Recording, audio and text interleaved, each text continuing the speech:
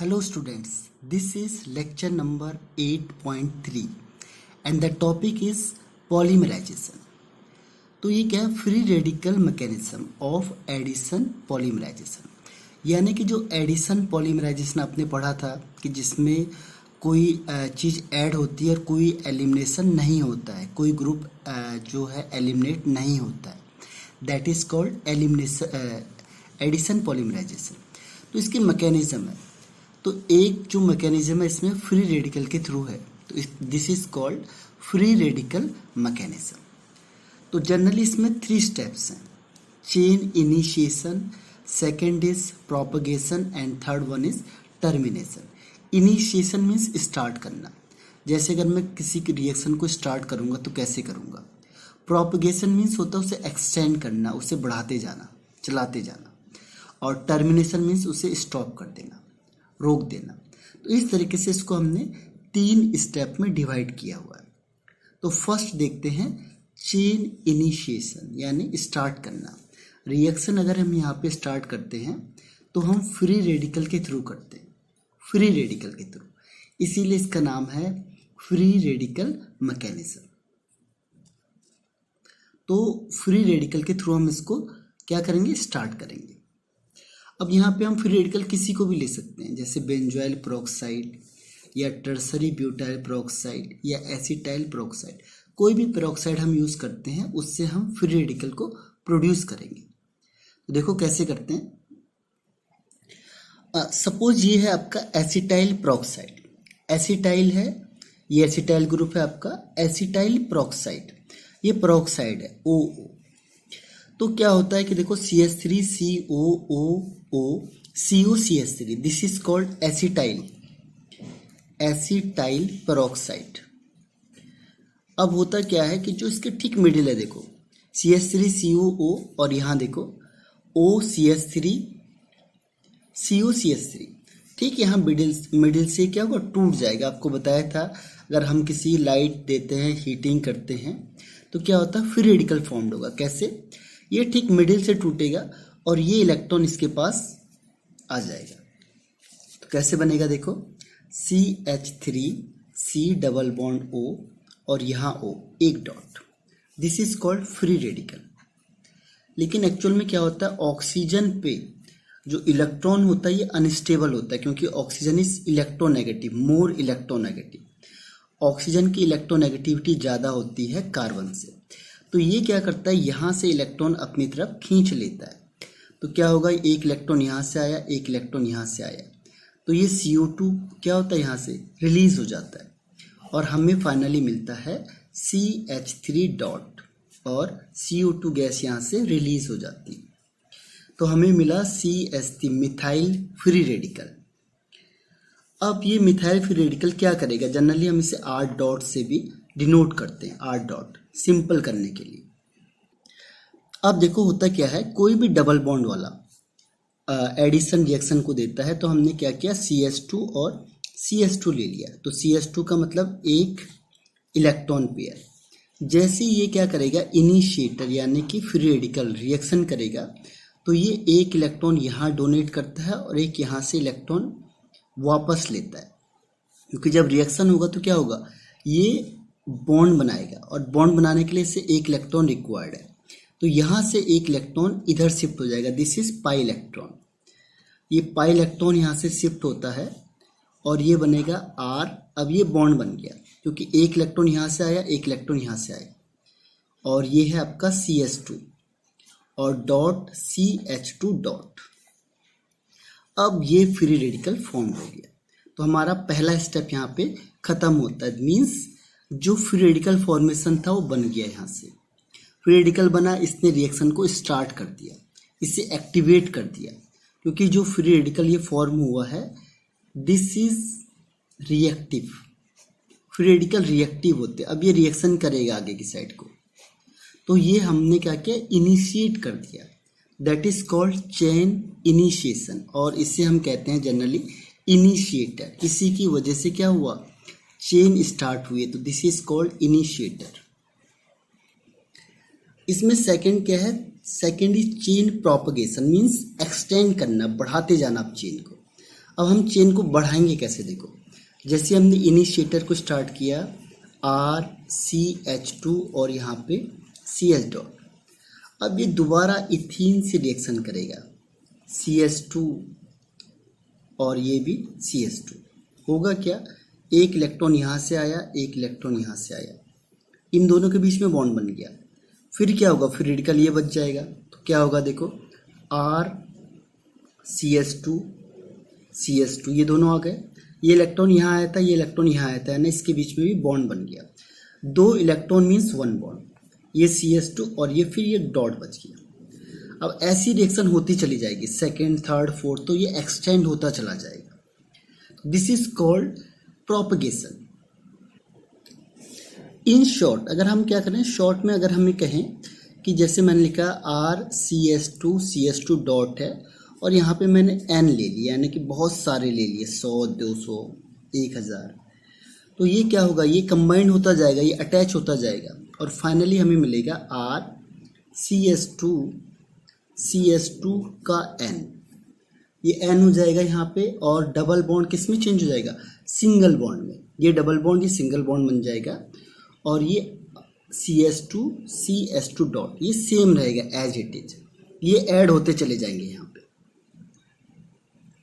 तो स्टेप समझ में आ गया होगा कि जितनी बार आप ऐड करोगे ये ऐड होता चला जाएगा। जैसे हमने पहले देखा था, ये देखिए ये RCH2 था और यहाँ पे CH2 था, तो क्या हुआ देखो, ये CH2 ऐड हुआ और ये एज इट इज यहाँ पे ये रह गया।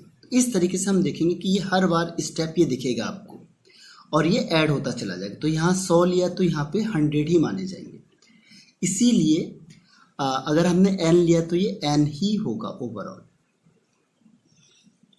और जिसमें लास्ट स्टेप आता है that is chain termination. Termination का मतलब होता है कि अब हमें स्टॉप करना है, टर्मिनेट करना है रिएक्शन को। तो हमने 2 मॉलिक्यूल इसी में ले लिए, जैसे RCH2 CH2 N और यहाँ पे CH2 डॉट, इसका एक और मॉलिक्यूल ले लिया हमने यहाँ पे RCH2 का N और ये CH2 डॉट। अब टर्मिनेट करने के लिए क्या करना है, जो ये बॉन्ड है इसको हमने स्टॉप करना है, बाइंड अप करना है, क्योंकि इसी की वजह से ये क्या था, रिएक्टिव था। जो मेन रिएक्टिव था वो किसकी वजह से था, इस फ्री रेडिकल की वजह से।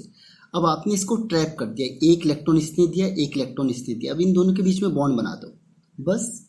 तो ये क्या हुआ, दोनों के दोनों फ्री रेडिकल बाइंड अप हो गए और चेन क्या हो गई, टर्मिनेट हो गई, स्टॉप हो गई। जैसे आप कोई स्विच करते हो, स्विच ऑन किया आपने तो फैन चलने लग गया, तो पहले आपने स्टार्ट किया, अब फैन चलते जाएगा तो क्या होगा, प्रोपगेट होता चला जाएगा। उसके बाद फिर जब आपने देखा कि अब बंद करना है तो आपने उसे क्या किया, ऑफ कर दिया। तो ऐसी 3 स्टेप है। ऑफ करने के लिए क्या किया आपने, स्विच को बंद कर दिया। तो ऐसे यहाँ पे है कि जो फ्री रेडिकल था आपने फ्री रेडिकल को ही बाइंड अप कर दिया, एक ये एक इलेक्ट्रॉन, दोनों मिलके क्या बन गए, बॉन्ड बन गए। अब ये बॉन्ड बना दो आप इसे, तो ये हो गया आपका चेन टर्मिनेशन। नेक्स्ट वन आता है कंडेंसेशन पॉलीमराइजेशन। कंडेंसेशन मीन्स होता है कि जब कोई भी मोनोमर यूनिट 2 और more than 2 different monomer units अगर कंबाइंड होते हैं तो कुछ ना कुछ, जैसे वाटर, अमोनिया, अल्कोहल, HCl, कोई छोटे स्पीसीज क्या होंगे उससे एलिमिनेट होते हैं। This is called condensation polymerization. Condensation का मतलब एलिमिनेशन होना, किसी स्मॉल स्पीसीज का elimination, that is called condensation polymerization. जब 2 और more than 2 different monomers combined होंगे पॉलीमर बनाने के लिए, तो उससे क्या होगा, कुछ छोटे मॉलिक्यूल एलिमिनेट होते हैं, जैसे water, ammonia, that is called condensation polymerization. तो इसके लिए रिक्वायर्ड कंडीशन क्या है, रिक्वायर्ड कंडीशन कि जो मोनोमर यूनिट होगा उसके पास फंक्शनल ग्रुप होने चाहिए, सेम या डिफरेंट 2 फंक्शनल ग्रुप, दोनों एंड में उसके फंक्शनल ग्रुप लगे होने चाहिए, तभी जाके क्या होगा, ये रिएक्शन होगी। और इसे कहते हैं step growth reaction. Step growth का मतलब होता है कि कि जो रिएक्शन आपने दो ऐड करके बनाई, आप ऐड करते जाओगे कंटिन्यूसली, तो जो एडिशन होगा वो प्रीवियस पे डिपेंड नहीं करता है। That is called step growth, हर एक स्टेप में ग्रोथ करता जाएगा। That is called step growth polymerization. Mean जो प्रीसीडिंग स्टेप होगा, जो इनकमिंग मोनोमर्स होगा वो प्रीसीडिंग मॉलिक्यूल पे डिपेंड नहीं करता। एग्जाम्पल है इसमें नाइलॉन 6,6 का, नाइलॉन 6 and 6। नाइलॉन 6,6 में देखो क्या होता है, एक है एडिपिक एसिड CHOOC CH2 का होल 4 एंड COOH, और जो दूसरा ग्रुप इसमें अटैच होगा दैट इज NH, इसको यहीं ऐड कर दो, HNH, ये होगा CH2 का 6 और NH। अब होता क्या, देखो यहाँ से OH निकलेगा और यहाँ से H निकलेगा, यानी H2O मॉलिक्यूल एलिमिनेट हो जाएगा। अब सपोज मैंने इसके N मॉलिक्यूल लिए हैं, इसके भी N मॉलिक्यूल लिए, दोनों को ऐड किया है, तो यहाँ से फिर OH निकलेगा, दूसरे वाले का H होगा तो H2O यहाँ से भी निकलेगा। ऐसी लास्ट स्टेप में जाओ, यहाँ से H निकलेगा, दूसरे का OH निकलेगा, तो H2O के N मॉलिक्यूल यहाँ से एलिमिनेट हो जाते हैं। तो दिस इज कॉल्ड कंडेंसेशन। पहली कंडीशन क्या आती, दो डिफरेंट मोनोमर यूज हो रहे हैं। सेकंड, बाई फंक्शनल होने चाहिए, यानी फंक्शनल ग्रुप यहाँ पे भी है, यहाँ पे भी फंक्शनल ग्रुप लगा हुआ है दोनों में, NH2 यहाँ पे COOH and COH। Functional group attach है, डिफरेंट मोनोमर्स हैं और एलिमिनेशन हो रहा है वाटर मॉलिक्यूल का। This is called condensation reaction. तो बनेगा कैसे, बाकी एज इट इज लिख दो, एक बॉन्ड आगे, क्योंकि आगे वाले से कनेक्ट हो गया, ये C डबल बॉन्ड O, फिर CH2 का 4, फिर C डबल बॉन्ड O, ये NH, देखो ये NH, ये H2 बाहर हो गया, फिर यहाँ पे CH2 का 6, फिर NH, और ये तो जो CONH बॉन्ड होता है जनरली कॉल्ड एमाइड, तो ये एमाइड ग्रुप में आता है। तो this is the example of condensation polymerization. इसमें जो रिपीटिंग यूनिट होती है, रिपीटिंग यूनिट वो मोनोमर से डिपेंड नहीं करती, यानी मोनोमर के सेम नहीं होती, डिफरेंट होती है। रिपीटिंग यूनिट ये वाली हो गई, ये रिपीट होती जाएगी अब बार बार, तो this is called repeating unit. तो ये रिपीटिंग यूनिट है जो इस मोनोमर से क्या होगी, डिफरेंट होगी।